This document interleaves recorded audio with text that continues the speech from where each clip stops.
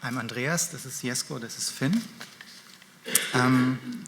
We're going to show you conceptual drawings of the working phase we are at the moment with the exhibition design, and it's very important to point out that these are really they are preliminary and they are in no way meant to be the final design. But first of all, I want to refer to the two projects that Tom mentioned already that we worked on together with Tom.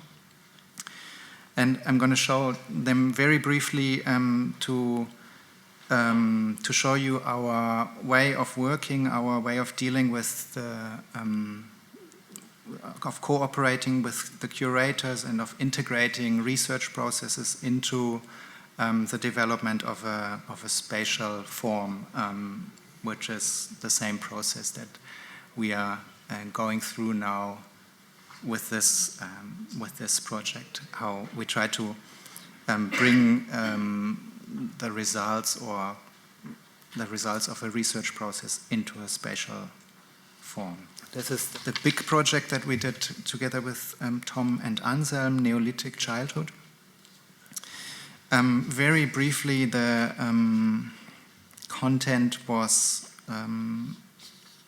starting from the art historian Carl Einstein to collect and map out and bring into relations a large number of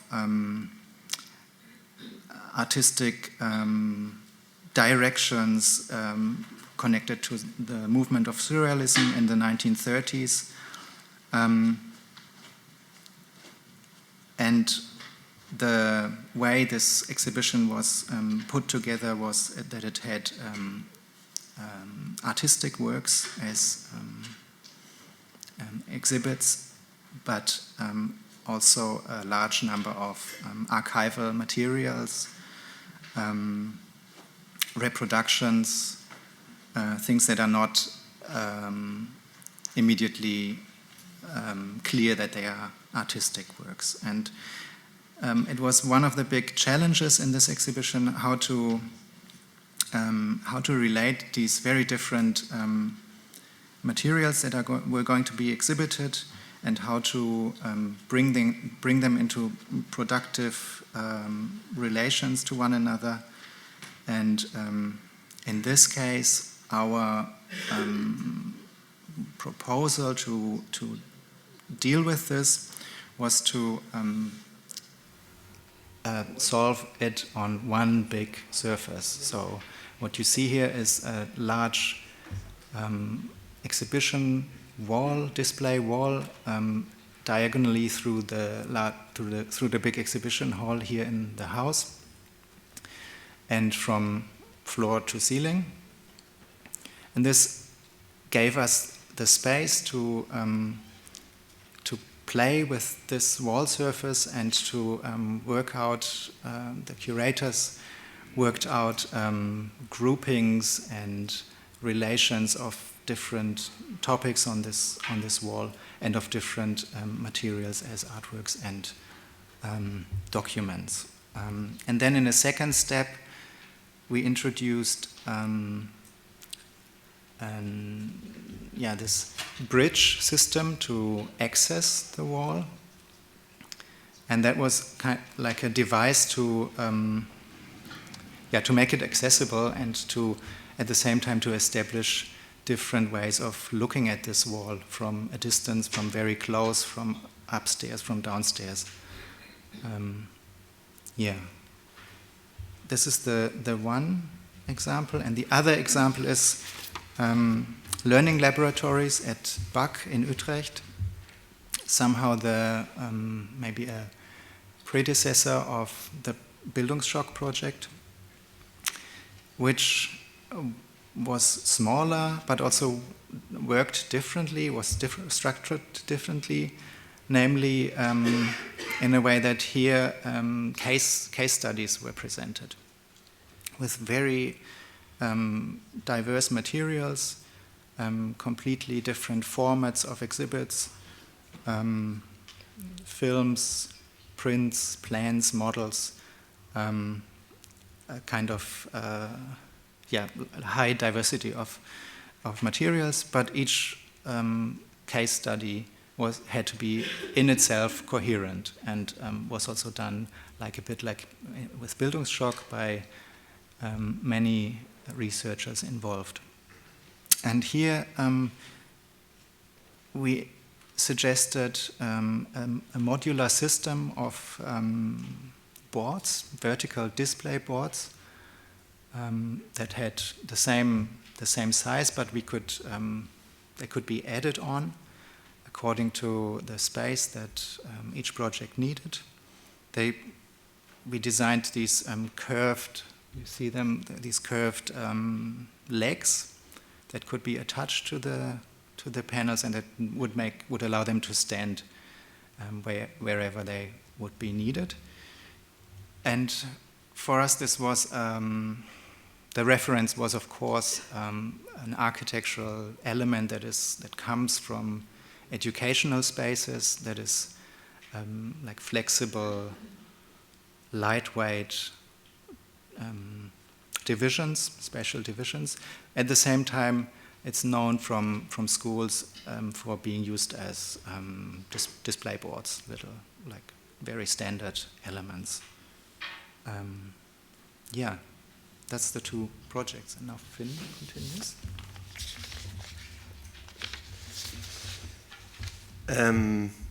One starting point for this exhibition, or for this exhibition architecture that we're proposing, are magazine and publication covers from the time and era that Bildungsschock is looking into. We're kind of using these in their structure of the title, the cover page, and the headline, and we transferred it to a very simple organization or orientation system in the space. So the first part of this is a suspended metal box, kind of as our title in the space. Attached to that, a kind of print, a cover print attached to this box. And as a third part, this kind of subtext in the space. This will be our introduction text to each of the chapters of the exhibition. That could look somehow like this in the end. So we would have the titles on this kind of title box that could be a suspended box from steel. Then we would have the cover picture, and we would and the introduction text, and we would kind of do this with every chapter of the exhibition, and would then also use this cover, this kind of introduction panel with different materials, so it would also have a kind of different spatial qualities. So it could be something like fabric or some kind of drape system that would also structure the room in a way. We have a roughly 30 to 40 chapters, so it's a pretty crowded room. And this is only the first part. Maybe Jesko wants to continue. Okay, thanks. That was very brief. It's a kind of weird to present an exhibition concept in the making to a public or a wider public. Usually we work with the curators, the curatorial team, the artists, the researchers involved, the technicians and the institution and all these involved people. So maybe it's also important to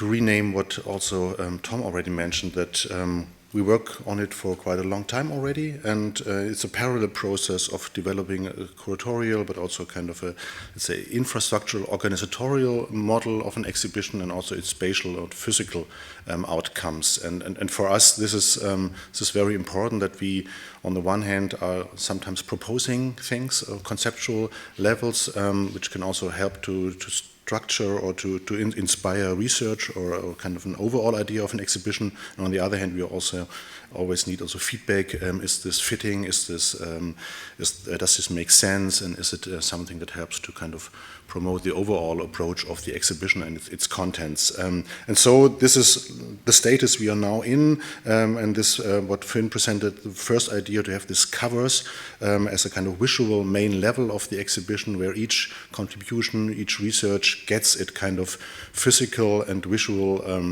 outcome in the exhibition, was one way starting to go into the design, because we wanted to have it very open, very accessible, also on a visual level, explicit what is the content of the exhibition, and also in a way a little bit popular. And that's why we have chosen this kind of book cover-like format, and it's also, of course, oriented towards orientation systems, information systems that, especially in kind of open alternative school formats, are important to orient in this kind of open systems. So this is more the entry point into the exhibition, which tries to kind of condensate the content and also to give a kind of overview and orientation possibility, content-wise, but also as a physical experience in the space. And on the second level, we try to think more intensively about the social capacity of an exhibition in terms of how people can move, stay, behave and communicate in there, but also, of course, how do we deal with the exhibits, with the documents, the models, the research, the artworks, the books that will be there sooner or later, but they are more or less unknown to us in detail right now. So we looked also at the material that the research team and Tom presented to us, and here are a few pictures which were interesting to us among many others. How is the pedagogical system in between the teaching lessons in schools organized? So this means this is the Pausenhofgestaltung, the public and collective sphere between the classrooms. And we found out that there are quite typical and very pedagogical settings. You see some examples. So the lowered atrium, which is a very a space for a group where they can face each other and interconnect. There are other forms of facing each other around a table or around more kind of playground object. There are semi-self-oriented settings like half corners or stages. And there are, of course, also concentrated and disconnected social situations. This can be a wall or a display, which play a role in this kind of spaces in the school context, but in a way in distance to the teachers. So we found this quite interesting to think about these social relations via objects in space, and we just try to make some sketches about these social formations. And on the left-hand side, you see this octagon, then you see kind of a big table-like, could also be a ping-pong thing. You see this pedestal-like playground elements. You see a kind of a stage. You see a kind of a bench where small groups can interconnect and relate and sit together, but also distance back to back. And of course, there's also a wall which is more facing individuals or disconnecting people. And we thought it would be nice to introduce these elements on the one hand for, of course, also for the exhibits, and at the same time for people.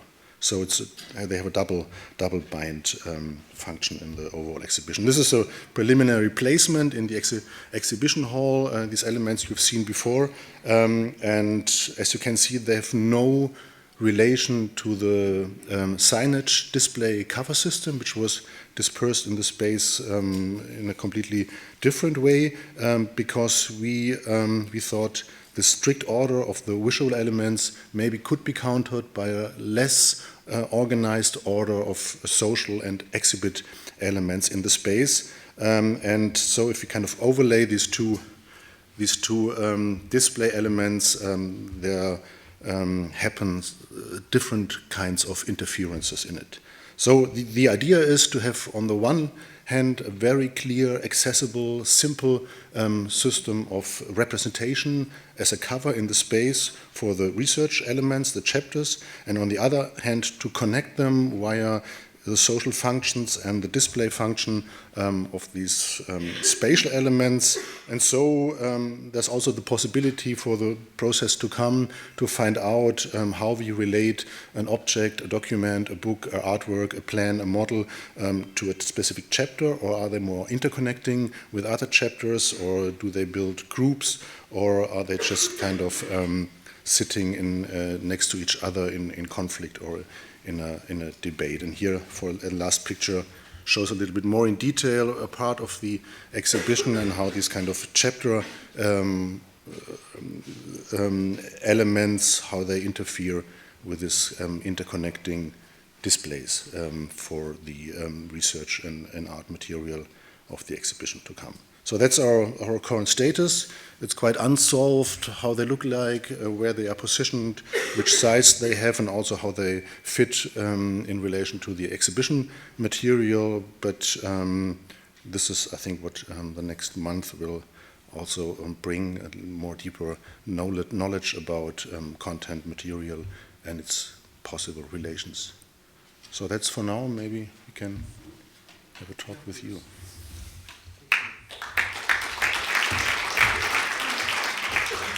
Thank you very much for this kind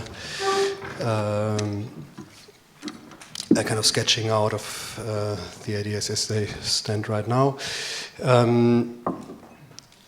Maybe, I mean, of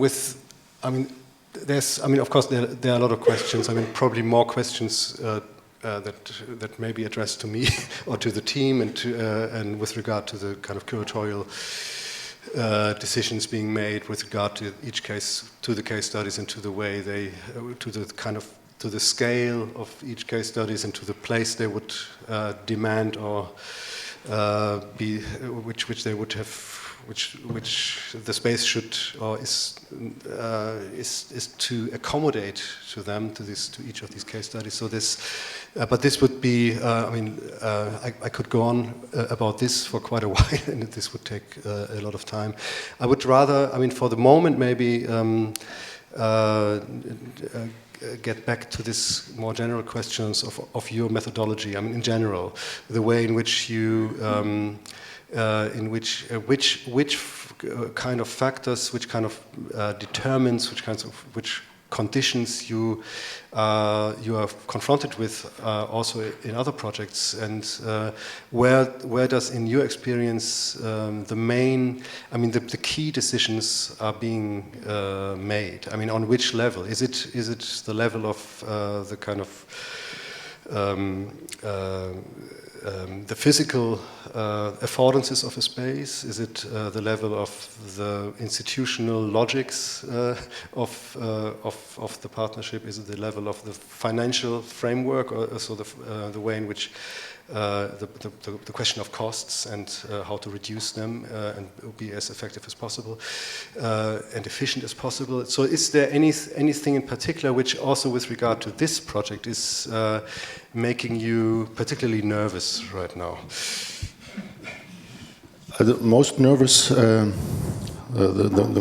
thing that makes us most nervous is, of course, the long time frame that we are working together. Because if the time frame is very short, we are forced to make decisions, and everybody has to accept them because of pragmatic reasons. Now we can kind of discuss things over and over. That's what we do ourselves, what we do with you, and probably also with you today, or with the researchers. This can also make things more complicated. But of course, there's also a very positive effect about it, that things can develop a certain intensity and also a practical dimension that is often hard to find out if you don't know what it's about and if you don't have the time to discuss it. But in a more positive way, what is most exciting to us is also to have a long time in advance to, on the one hand, understand, or let's say not understand, more relate to the idea, the conception, also the material that is in the exhibition, and to get a, let's say, deeper understanding in content-wise, but also formally about what is around there and what can we work with. And so we are most, in the good cases, not presented with a list of exhibits and list of artists and a space where this should happen in, but more kind of with the research process. And in this process, we are not only listening, which is maybe most important, but also try to, in a dialogue, to understand what is the structure behind this, what is the systematic, what are the hierarchies, what are maybe the key points, and how can we organize it, not in terms of how do we exhibit it, but how can we organize it in the process to find out more about it and also to kind of represent them in a way that helps them to work. So this is, especially with this exhibition, a very exciting and intense process, and even more important to us than budgets or physical questions.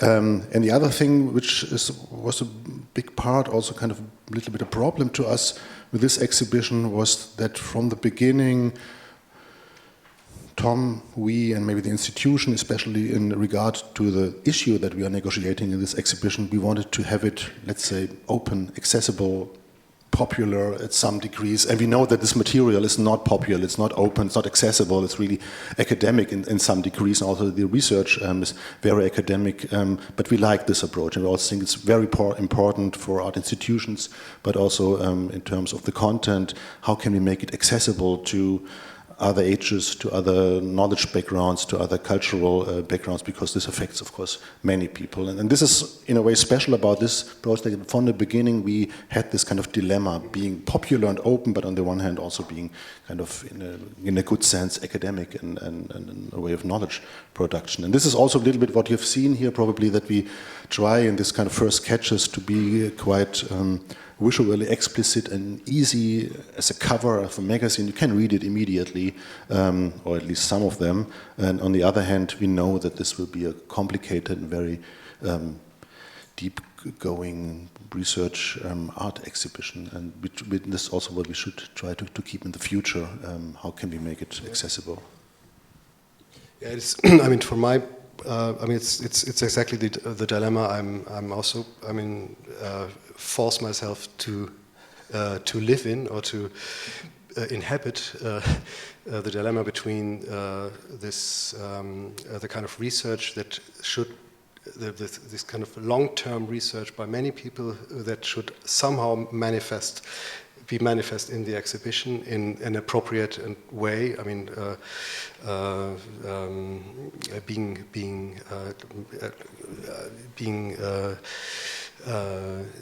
not in a not reductive, in an accommodating way. I mean, with regard to these research findings, and on the other end, and to the artistic work which has been done.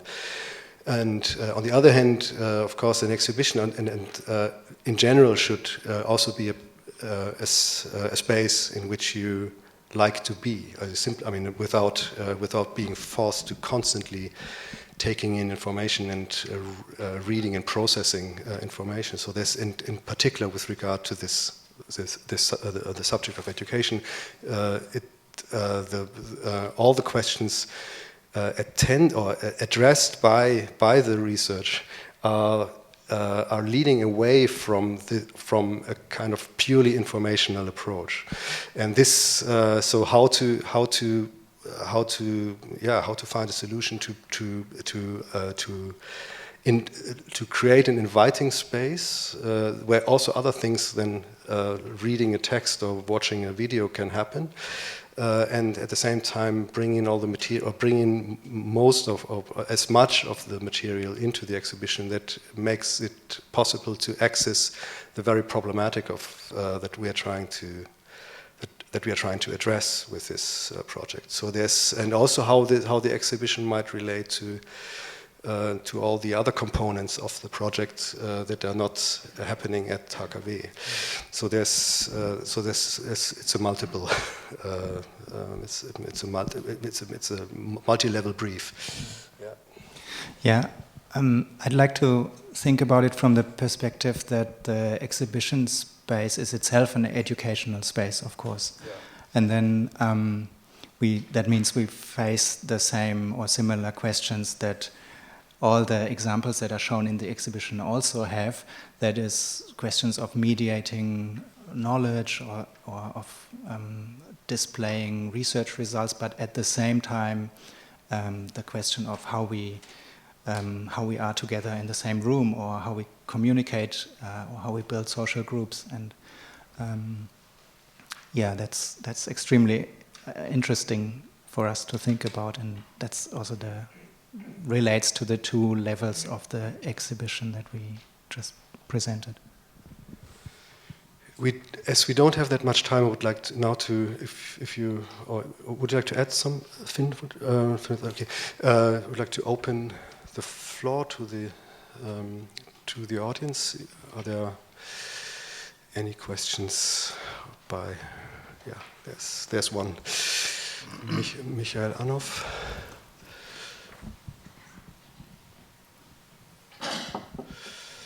Yeah, hi, thanks for your presentation. I would like to ask a question on the way you work, because I wonder, you actually deal with archival materials that are very much influenced by a triangulation of education, politics, and architecture. And back on these days, it was still very much informed by male bias. And I think that at least education and politics have very much reformed, but maybe not so much architecture. And yeah, I would like to ask how this male bias in architecture informs your work and yeah, the way you work in this process.